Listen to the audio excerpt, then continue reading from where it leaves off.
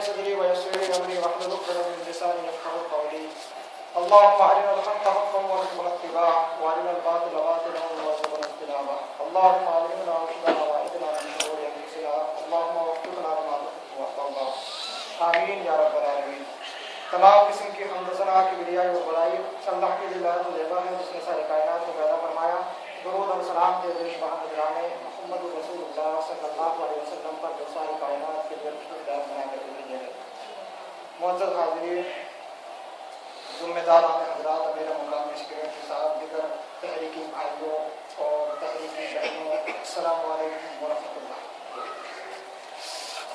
میں سوچ رہا تھا کہ کچھ آپ سے ایمان کے تعلق سے اچھا خطاب کروں، لیکن پھر مجھے ایک بات یاد آئی.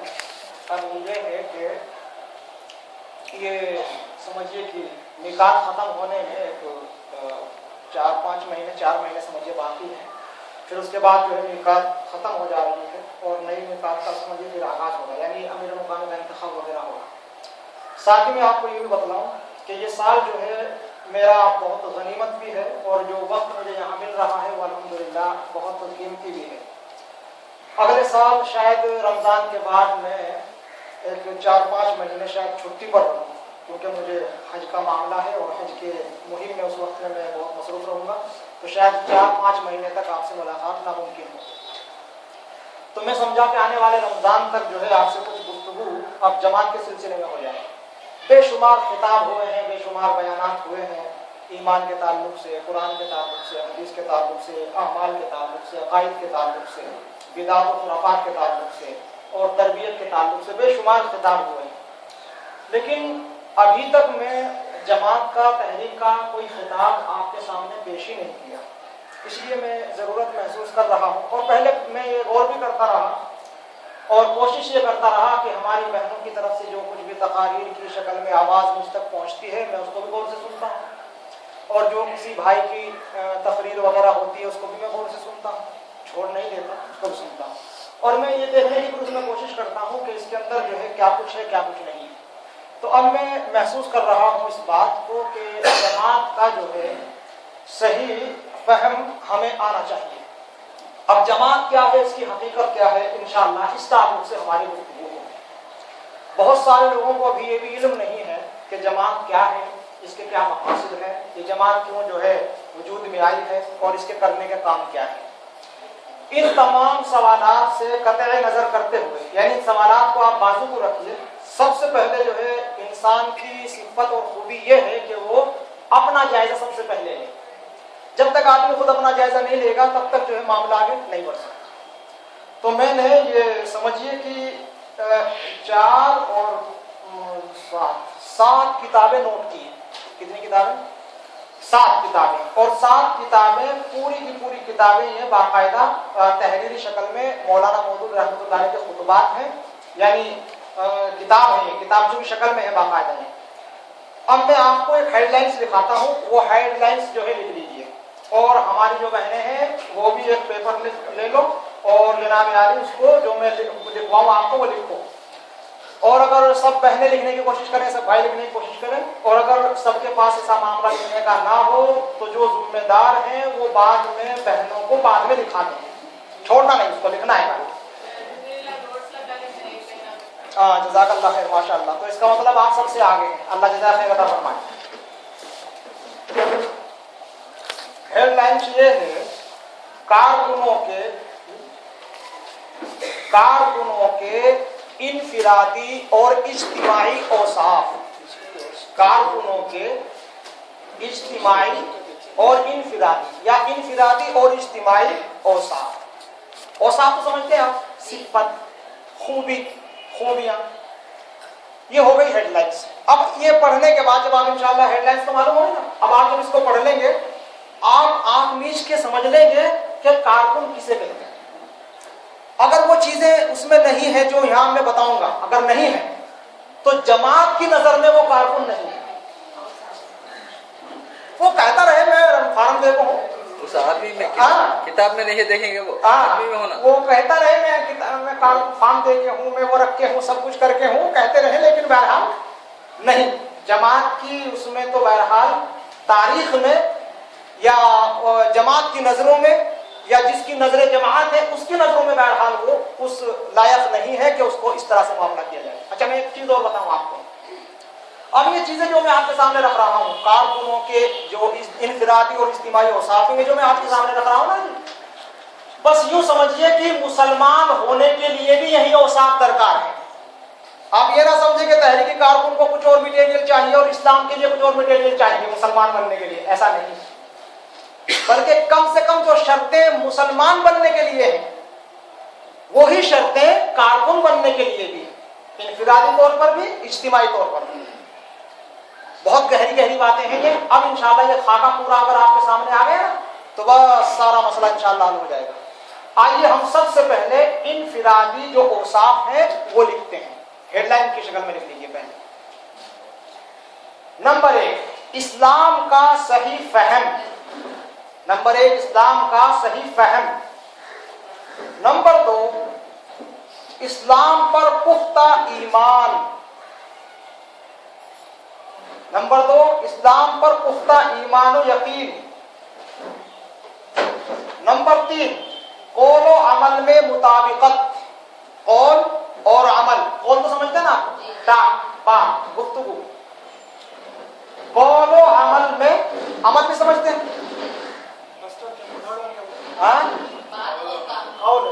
قول کا بڑے کاف سے وہ دونوں تو والے. قول و عمل میں مطابقت. مطابقت مانے کوآرڈینیشن. ہاں جی. ایک جیسا ہوں. نمبر 4 دین بحیثیت مقصد. دین بحیثیت مقصد. یہ 4 پوائنٹس ہو گئے انفرادی اوصاف، کارکنوں کے انفرادی اوصاف. یہ 4 پوائنٹس ہو گئے جی. فورتھ پوائنٹ ذرا مولانا دین بحیثیت مقصد. دین بحیثیت مقصد. دین بحیثیت مقصد. یہ انفرادی اوصاف ہو گئے کارکنوں کے. جی اب اس کے بعد آگے چلیں اجتماعی اوصاف. یہ پورے لکھا دیتا ہوں میں، پھر اس کے بعد انشاءاللہ یہ کو کھولیں گے. اجتماعی اوصاف. نمبر 1 اخوت و محبت. ہاں اجتماعیت میں اوصاف، اجتماعی اوصاف. ہاں نمبر 1 اخوت و محبت. اخوت و محبت، اخی بھائی. سعودی جا کے ہے نا آپ فیروز صاحب، سعودی میں اخی کس کو کہتے ہیں؟ بھائی چارہ. اخی بھائی، اخو بھائی، بھائیاں یا کیا کہیں گے اس کو، جمع ہو جائے گا، اخو جمع ہو جائے گا. اخوت و محبت. اخوت و محبت یعنی بھائی چارہ جس کو ہم کہتے ہیں، بھائی چارگی جس کو ہم کہتے ہیں. نمبر 2 باہمی مشاورت. باہمی، اور یہ ساری آیتیں میں نے پڑھی ہے شروع میں، یہ ساری جو آیتیں ہیں میں نے پڑھی ہیں شروع میں. باہمی مشاورت. نمبر 2 اچھا نمبر 3 نظم و ضبط کی پائبندی. نظم و ضبط کی پائبندی. نظم، نون زوئے میم، زواد باب کوئے. نظم و ضبط کی پائبندی. یہ ہو گئے جناب کیا؟ اجتماعی اوصاف. جزاک اللہ خیر. یہ ہو گئے اجتماعی اوصاف. اچھا اب انشاءاللہ یہ پڑھنے کے بعد پھر میں آئندہ آپ کو لکھاؤں گا تکمیلی اوصاف. یہ تو اسٹارٹ ہے نا، ابھی ایک وقت وہ آئے گا کہ جہاں آپ بہت بڑے اسٹیج پر کھڑے ہوں گے تو وہاں کے تکمیلی اوصاف ہیں وہ انشاءاللہ پھر کبھی. اب یہ 7 پوائنٹس میں نے لکھے ہیں. انفرادی کتنے ہیں؟ 4. اور اجتماعی کتنے ہیں؟ 3. اب سوچ لو اس پر تمہید یہ ہے، اگر ان چاروں میں آپ میں، ہم میں، بھائیوں میں، ہمارے میں، بہنوں میں کوئی بھی ایک بھی پوائنٹ مسٹیک ہو گیا تو وہ فیصلہ کر لے کہ مسلمان ہے، تحریکی کارکن ہے یا نہیں، خود سوچ لے گا. وہ ہمیں بتانے کی کوئی ضرورت ہی نہیں ہے. بات سمجھ آ گئی آپ کو؟ یہ 4 پوائنٹس جو انفرادی ہیں، ہر آدمی ان کو سننے کے بعد، پڑھنے کے بعد، سمجھنے کے بعد غور کر لے کہ یہ میرے اندر ہے کہ نہیں ہے. اگر ہے الحمدللہ پھر وہ مسلمان ہے، پھر وہ تحریکی کارکن ہے. اور اگر نہیں ہے تو پھر وہ بتاؤں گا میں انشاءاللہ مثالیں. پھر وہ کچھ بھی کہتا پھر وہ بہرحال حساب گڑبڑ ہے. آدمی خود جائزہ، ہر آدمی اپنا جائزہ، بہن بھائی میں خود لوں گا اپنا جائزہ بھی کہ ہم اس پر پورا اترتے ہیں کہ نہیں اترتے. اب میں مختصر بتاؤں گا انشاءاللہ آپ کو، اگر ہو سکے ان موضوعات پر مولانا کی بہت تحریر ہے، بے شمار تحریریں، تو کم سے کم یہ 7 کتابیں جس میں کارکن بننے کی شرطیں موجود ہیں، یہ تو ہر بھائی ہر بہن کے پاس ہونی چاہیے، تاکہ اس کو پتا رہے کہ کارکن کسے کہتے ہیں۔ بس یہ تو ہر ایک کے پاس رہے۔ میں آپ کو بتاؤں، تقریباً سن 2000 میں نے 150 یا 250 کتابوں کے قریب خریدی تھی جماعت اسلامی کی۔ لٹریچر جو تھا میں خرید کے لایا تھا، خداپور ڈپو جو ہے ہمارا حیدرآباد میں چکا بازار میں، وہاں سے خرید کے لایا تھا۔ اسی دور میں نے 2 سال میں پورا کمپلیٹ سارا پڑھ دیا تھا اپنی دوسری مصروفیتوں کی وجہ سے، اور پھر اس کے بعد آج تک میں نے پھر کوئی کتاب نہیں پڑھی، وہ جو کہ تو آج تک مجھے ذہن میں محفوظ ہے۔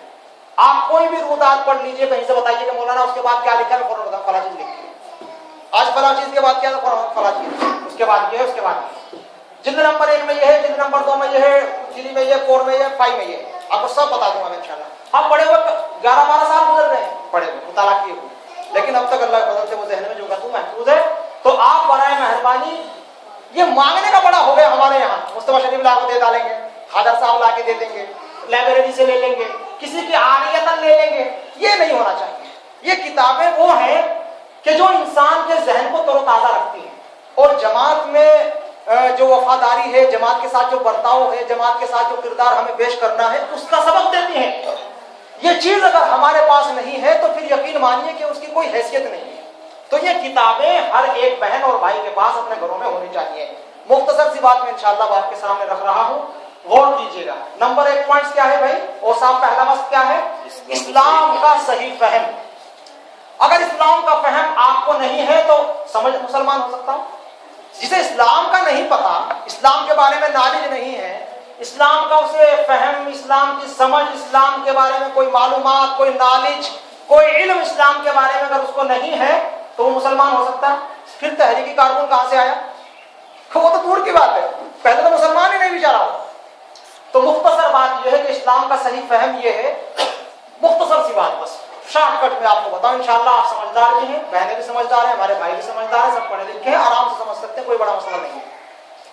ہمارے نزدیک اسلام کا صحیح تصور یہ ہے کہ ہم اسلام کو ریلیجن نہیں سمجھتے۔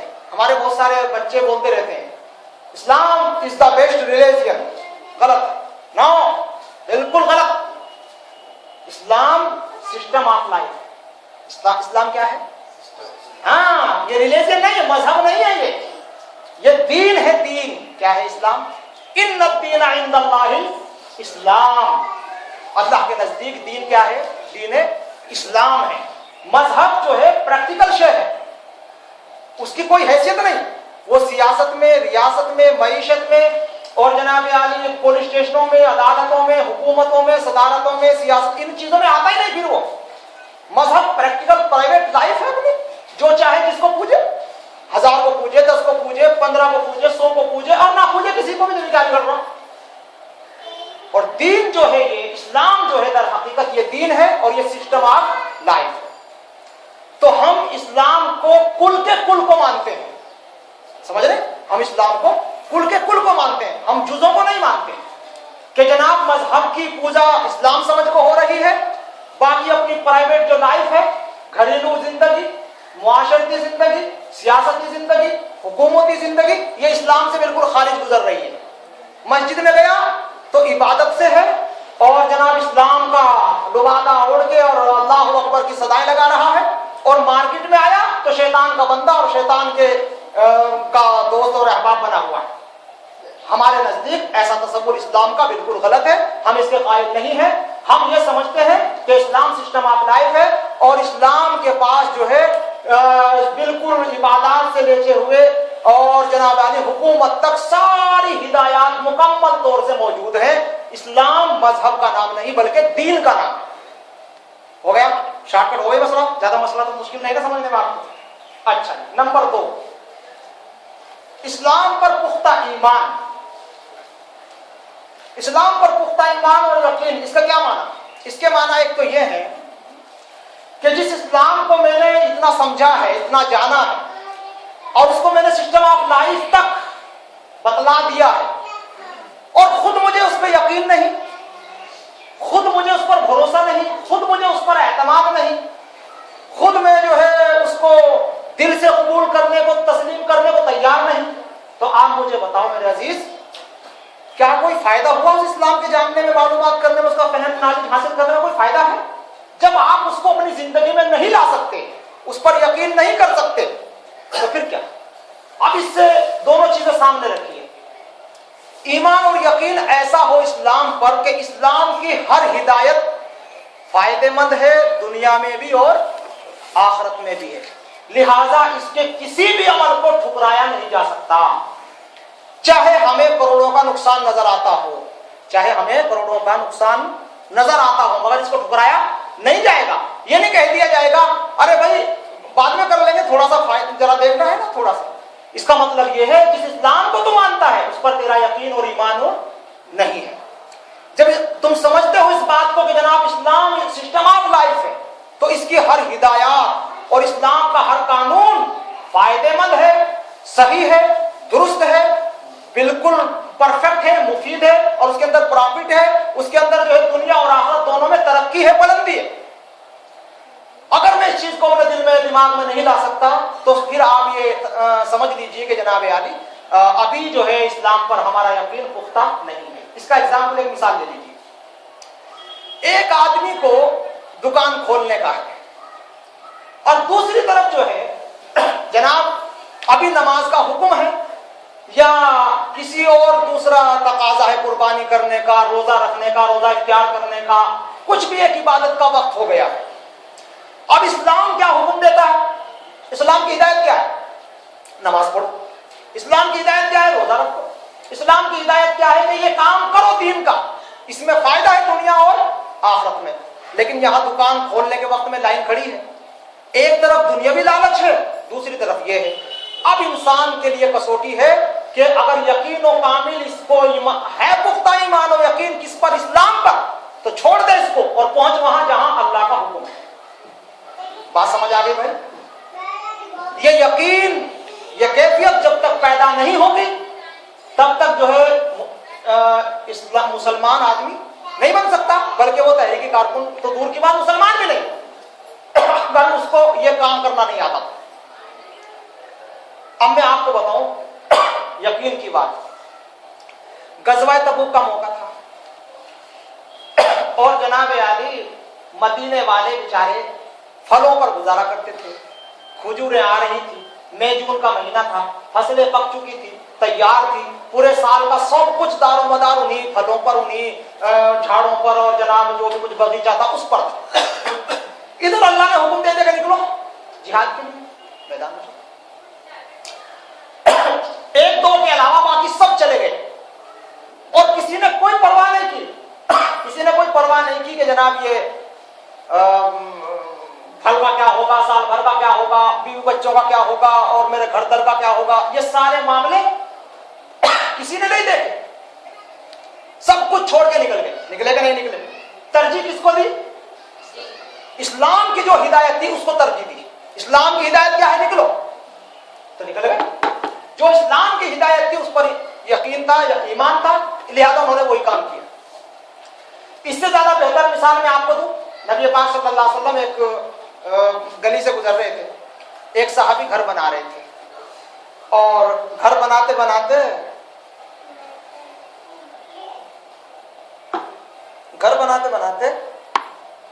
جب حضور نے دیکھا گھر بنا رہے ہیں تو حضور صلی اللہ علیہ وسلم اس کے پاس پہنچے اور کہا کیا کر رہے ہیں؟ اس نے کہا حضور گھر بنا رہا ہوں۔ کہا کیا خیال ہے تمہارا، اگر تم اپنا جان اور مال اللہ کے راستے میں دے دو تو ہم تمہارے لیے جنت میں گھر بنوا دیتے ہیں۔ اس نے کہا حضور ٹھیک ہے، اس سے بہتر اور کیا سودا ہو سکتا ہے، ہمیں یقین ہے آپ پر۔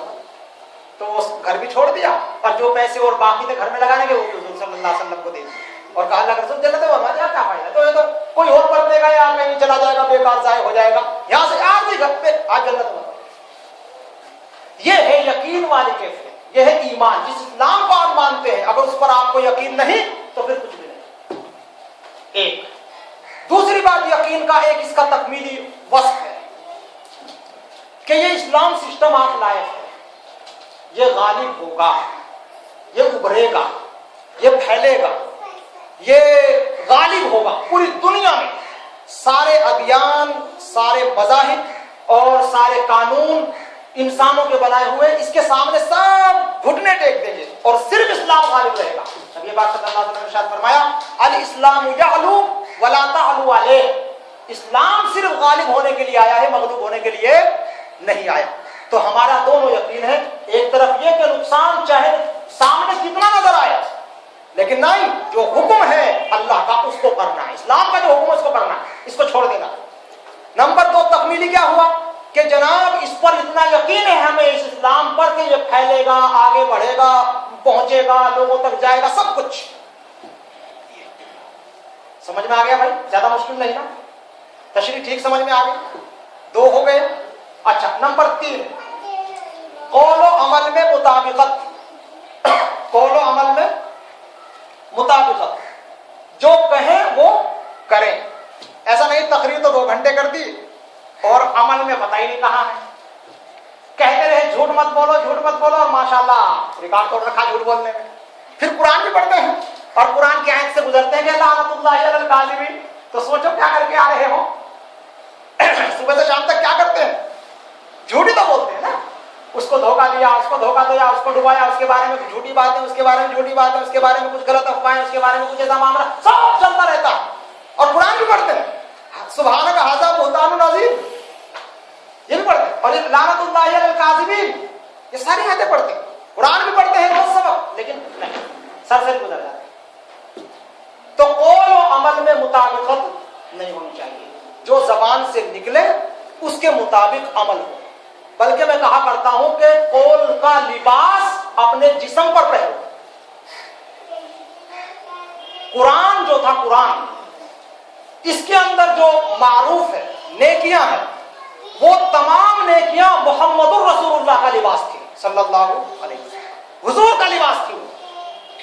हुजूर सल्लल्लाहु अलैहि वसल्लम के अंदर कुरान जो है ऐसा समा गया था कि अम्मा आयशा से जब पूछा गया कि हुजूर के अखलाक क्या है वगैरह वगैरह, तो अम्मा आयशा ने क्या जवाब दिया, अतक़रऊनल कुरान, कुरान नहीं पढ़ते तुम, जो कुरान में है वही तो मुहम्मदुर रसूलुल्लाह है सल्लल्लाहु अलैहि वसल्लम। तो कुरान जो था दर हकीकत हुजूर सल्लल्लाहु अलैहि वसल्लम की प्रैक्टिकली तस्वीर थी, ठीक है नहीं थी। ये है दर हकीकत वो शे कि कौल और अमल में मुताबिकत नहीं होनी चाहिए, तजाद नहीं होना चाहिए। तजाद नहीं। या अय्युहल्लज़ीना आमनू लिमा तक़ूलूना मा ला तफ़अलून, ए अहले ईमान, क्यों वो बातें बकते हो जो करते नहीं, कहते तो बड़े हैं मगर करते नहीं। ये बड़ी अल्लाह को धोखे देने वाली बात है। और एक आयत में फरमाया गया, और जो कोई भी ऐसा करेगा, इस तरह की हरकतें करेगा कि कहेगा कुछ और करेगा कुछ, तो वो खालिस मुनाफिक। कौन है वो? मुनाफिक। वो निफाक की तरफ जा रहा है और बहुत दूर जा रहा है, भटक रहा है, वो हिदायत से, अल्लाह के रास्ते से, इस्लाम से, दीन से हट रहा है। तो कौल और अमल में मुताबिकत होनी चाहिए, तजाद नहीं होना चाहिए, कहे कुछ और करे कुछ। 3 हो गए भाई। मैं ज्यादा तशरीहात नहीं करता, बस आप माशाल्लाह पढ़े लिखे, अपना आप कर लेना ज्यादा तशरीहात। अच्छा, उसके बाद चलिए आगे। नंबर 4 दीन बहैसियत मकसद। दीन बहैसियत मकसद, हमारे मकासिद कुछ और है। नबी ने क्या मकसद दिया था हमें? नबी ने फरमाया अस्सिजनुल मोमिनी व जन्नतुल काफिर, अद्दुनिया सिजनुल मोमिनी व जन्नतुल काफिर। ए मुसलमानों, तुम्हारे लिए ये दुनिया क्या है? कैद खाना है, और काफिर के लिए जन्नत। ये है हमारा नस्बुल ऐन, ये है बहैसियत दीन मकसद।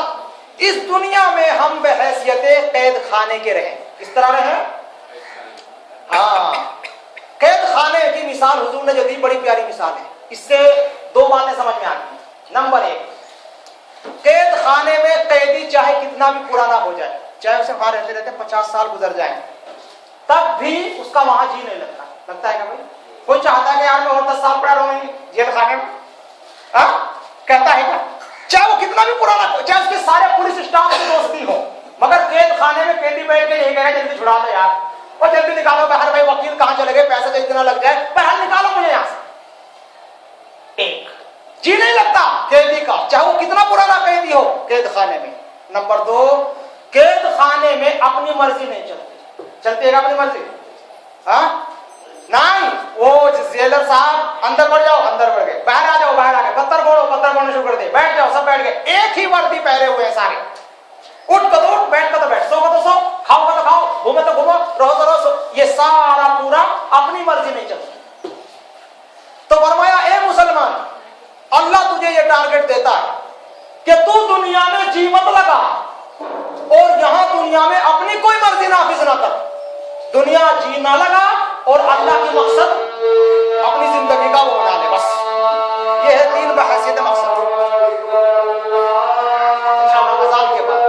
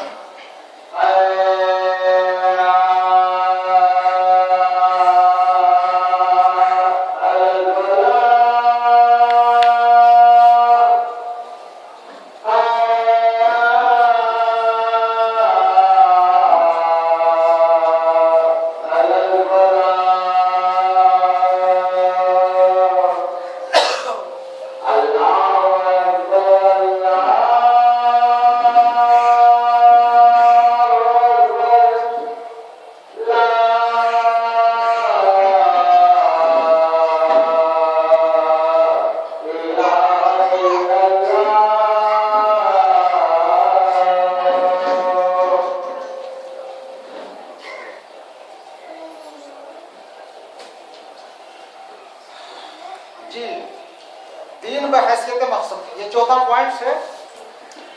इंसान की जिंदगी बस एक ही मकसद हो उसके सामने, दीन, उसके लिए जिद्दोजहद, उसी के लिए कुर्बानियां, उसी के लिए मेहनतें, उसी के लिए कोशिशें, उसी के लिए शब रोज खपाना अपने आप को, उसके लिए तैयार रहना हम वक्त, बस रात दिन वही उसकी जहन में, उसके दिमाग में, उसके मंसूबे में, उसके दिलो दिमाग में वही समाया रहे। ये चीज अगर रहेंगी तब वो इस लायक बनेगा कि वो इज्तिमाइयत में आए। इनफरादी है ना, अब इनफरादियत से कहाँ आएगा, उठ के चार लेके आएगा इधर, कहाँ, इज्तिमाइयत में, तहरीक में। अब वो किसी तहरीक से वाबस्ता होना चाहे, जमात से वाबस्ता होना चाहे, या जब मैं नाम लूं जमात इस्लामी से वाबस्ता होना चाहिए, तो ये चार पॉइंट्स अगर आप में हैं, हम में है मेरे दोस्तों, तो हम इस लायक हैं कि हम तहरीक में बैठें। और अगर नहीं है तो यकीन माने कि हम अमीर को धोखा दे सकते हैं, दोस्तों को धोखा दे सकते हैं, अल्लाह को धोखा नहीं दे सकते। अल्लाह को धोखा नहीं दे सकते, सबको धोखा दे सकते हैं। अमीर को भी धोखा दे देंगे, उसको अंधेरे में रख देंगे, उसको अंधेरे में रख देंगे, सबको अंधेरे में रख देंगे, लेकिन अल्लाह से कहां बचोगे? नतीजा ये निकलेगा अगर इसमें कमी है, ये चार पूरी चीजें उसके अंदर नहीं आई और वो उठ के इनफिरादियत से इज्तिमाइयत में आ गया, तो अब सारी इज्तिमाइयत को खराब करेगा। क्यों? ईंट खराब थी ना, जब घर बनाते हैं उस घर में अगर कोई ऐसा पत्थर लग गया कहीं जो पुख्ता नहीं था, मजबूत नहीं था, पक्का हुआ नहीं था, तैयार शुदा नहीं था, तरबियत याफ्ता नहीं था, वज़ा कता का नहीं था, बस ऐसे लाके लगा दिया उसको, तो वो सारी बिल्डिंग का को ज़ाय कर देगा, खराब कर देगा, गिरा देगा और बिल्कुल ज़ाय कर देगा, है कि नहीं है? तो जब तक ये चार पॉइंट्स इनफिरादी तौर पर हमारे अपने किरदार, अपनी शख्सियत में नहीं आते, तब तक हम इस लायक नहीं हैं کہ جناب ہم اجتماعیت کی طرف پیش قدمی کر سکیں. میرے دوستوں, کہنے والا بھی اور سننے والے بھی اس بارے میں پورا خیال کریں. ایک مرتبہ پھر سن لو. نمبر 1, اسلام کا صحیح فہم. کیا مانا کہ یہ اسلام جو ہے مذہب نہیں ہے بلکہ کیا ہے, الدین ہے. کیا ہے؟ الدین, سسٹم آف لائف. نمبر 2, اسلام پر ہم پورا یقین رکھتے ہیں, ایمان رکھتے ہیں, یقین رکھتے ہیں. کیا مانا میں کہ نافع اور نقصان صرف ہمیں جو دین بتائے گا وہی ہے. اسی کی ہدایات میں نفع ہے, اسی کی ہدایات میں نقصان ہے. وہ کہے اس میں نفع ہے, نفع ہے, اس میں کہے نقصان ہے, نقصان ہے, بس بات ختم. ہم کسی اور کی ہدایات کی ہمیں ضرورت نہیں ہے. نمبر 3 کیا ہے؟ قول و عمل میں مطابقت ہونی چاہیے, تضاد نہیں ہونا چاہیے. اگر بات الگ کہے اور کام الگ کرے, لمبی لمبی تقریر ہو رہی اور سارے غیر رسم و رواج چل رہے ہیں, نماز چھوڑی جا رہی ہے, نمازوں کو ضائع کیا جا رہا ہے, بد اخلاقی کی جا رہی ہے, ستایا جا رہا ہے, ظلم کیا جا رہا ہے, اور لوگوں کو گالیاں دی جا رہی ہیں, کسی پر بہتان باندھے جا رہے ہیں, کسی کے بارے میں جھوٹ باتیں کہی جا رہی ہیں, بغیر فروغ و ثبوت کے پتہ نہیں کیا بکا جا رہا ہے. یہ ساری چیزیں اگر ہو رہی ہیں تو یقین مانیے گا میرے عزیز, وہ قول و عمل کے حساب سے غلط ہے. بالکل, وہ خیر آگے آ جائیں گے انشاءاللہ. تو قول و عمل میں مطابقت نہ ہو. اگر آپ نماز کی دعوت دیتے ہیں پہلے خود نمازی بنیں. اگر آپ جھوٹ کی دعوت دیتے ہیں, جھوٹ نہیں بولنا, تو پہلے خود جھوٹ بولنا چھوڑ دیں. اگر آپ حج کی دعوت دیتے ہیں پہلے خود حج کریں. اگر آپ نے خیرات کرنا ہے, خیرات کا دعوت دیتے ہیں لوگوں کو خیرات کرو, اللہ کا نام صدقہ کرو, پہلے خود خیرات کیجئے, پھر لوگوں کو حکم دیجئے. ٹھیک ہے؟ تو ہر قول کہنے سے پہلے عمل کرو. جی یہ. نمبر 4, دین بحیثیت مقصد. میرا سونا بھی دین, میرا رہنا بھی دین, میرا جینا بھی دین, میرا مرنا بھی دین. قل ان صلاتی و نسکی و محیای و مماتی للہ رب العالمین لا شریک لہ وبذلک امرت وانا اول المسلمین. سمجھ آئی کہ نہیں بات؟ تو اب مسلمان بنے ہیں کون؟ محمد الرسول اللہ. فرمایا میں مسلمان ہوں. یہ 4 چیزیں جمع کر کے اس نے فرمایا اب میں مسلمان ہوں. دیکھ لو محمد کو, کتنے صادق ہیں, کتنے امین ہیں, کتنے سچے ہیں. دیکھ لو محمد کو صلی اللہ علیہ وسلم کے لوگ پتھر پھینکتے ہیں, محمد پھول پھینکتے ہیں صلی اللہ علیہ وسلم. دیکھ لو محمد کو کہ جناب 5 آدمی لے کے اور سارے مکے کو چیلنج کرتے ہیں, کوہ صفا کی پہاڑی پر کھڑے ہو کے لوگوں تملک الارض والعجم, میرا دین ساری دنیا پر غالب آئے گا. یہ یقین, یہ ایمان اپنے دین پر, اپنی دعوت پر, اپنے پیغام پر, اسلام پر, اتنا یقین. اللہ اکبر. ہم تو وہ ہوتا نہیں لگی, ہم تو آپس میں بولتے رہتے ہیں, ہونے والا نہیں ہے واپس. یعنی جو مرتگی تھی پہلے سے اور مرتگی کر دو اس کو, اور خراب کرو اس کو. تو میرے عزیز یہ. نمبر 4, دین بحیثیت مقصد. ہمارا مقصد صرف دین, بس دین, اور کوئی لالچ. چلو بھائی جماعت میں بن جاؤ, شہرت ملے گی. جماعت میں رہیں گے تو ذرا پیپر میں بھی فوٹو آ جائے گا. جماعت میں رہیں گے ذرا ٹی وی کو بھی آ جائیں گے. جماعت میں گئے تو امیر بن جائیں گے بھائی. وہ جماعت میں گئے تو میاں ذرا میرے نام پہ کہیں چرچے ورچے بھی ہو جائیں گے, ہے نا. یہ ساری چیزیں ذہن میں رہتی ہیں, اس لیے تحریک میں آگے بیٹھ گئے. اور وہ 4 سے بالکل خالی ہے. نہیں, تحریک میں آنا وہ 4 کو لے کے کہ میں تحریک میں اس لیے آیا کہ دین مقصد ہے, بس. اس تحریک کے میں آنا صرف یہ ہے کہ میں دین چاہتا ہوں, آخرت چاہتا ہوں, اللہ کی رضا چاہتا ہوں, دین کا قیام چاہتا ہوں, اسلام کو نافذ کرنا چاہتا ہوں, اس لیے میں تحریک میں آیا ہوں. بس یہ ہونا چاہیے. یہ دین بحیثیت مقصد, یہ مقصد ذہن میں ہونا چاہیے. جی کتنے ہو گئے؟ 4 ہو گئے نا بھائی. اچھا, یہ 4 کو آپ انفرادی شمار کریں. کیا کریں؟ انفرادی. اسلام پر ایمان, پختہ یقین اور قول و عمل میں مطابقت, دین بحیثیت مقصد. اب تم الحمدللہ, ہم الحمدللہ کیا بن گئے؟ مسلمان بن گئے. اب تحریکی کارکن بنیں گے, اور تحریکی کارکن بننے کے لیے 3 باتیں ہیں, وہ انشاءاللہ آئندہ. اور یہ تو میں نے ہلکے ہلکے یوں کہہ دی, جلدی تفصیلات نہیں بیان کی انشاءاللہ, ذرا کیونکہ ہم اس مرحلے سے گزر گئے ہیں. اگر میں زیادہ تفصیلات بیان کروں گا آپ کہیں گے مولوی صاحب یہ تو ہمارے بچوں کے پڑھنے کی کتابیں ہیں, یہ تو معلوم ہے ہم کو. آپ ذرا اگلی بات کریں نا, تو انشاءاللہ اگلی بار میں ایک کو ایک گھنٹہ دوں گا بھائی, ایک گھنٹہ دوں گا. اور یاد رکھو, اگر یہ 7 پوائنٹس آپ کو یاد ہو گئے انشاءاللہ, تو جو بھی رکنیت کا فارم بھرے گا آگے بھی یہی پوچھے جائیں گے. یہی جماعت ہے, یہی جماعت کا منہج ہے, یہی جماعت کا طریق ہے, یہی ہمارے اوصاف ہیں. اسی کے نتیجے میں انقلاب آ سکتا ہے, اسی کے نتیجے میں دین غالب ہو سکتا ہے, اسی کے نتیجے میں اسلام جو ہے سرخرو ہو سکتا ہے, سر بلند ہو سکتا ہے انشاءاللہ. اگر یہ 7 پوائنٹس ہماری سیرتوں میں آ جائیں उसमें 4 पॉइंट्स क्या हैं, इनफिरादी हैं, और 3 पॉइंट्स क्या हैं, इज्तिमाई हैं। तो वो जो इज्तिमाई पॉइंट्स है 4, वो इंशाल्लाह आइंदा नशिस्तों में या के बाद दीगरे कैडर मीट में 3 नशिस्तों में इंशाल्लाह हो जाएंगे। अखुवत, मोहब्बत, बाहमी मशावरत, नज़्म व ज़ब्त, इसके ताल्लुक से इंशाल्लाह गुफ्तगू हो।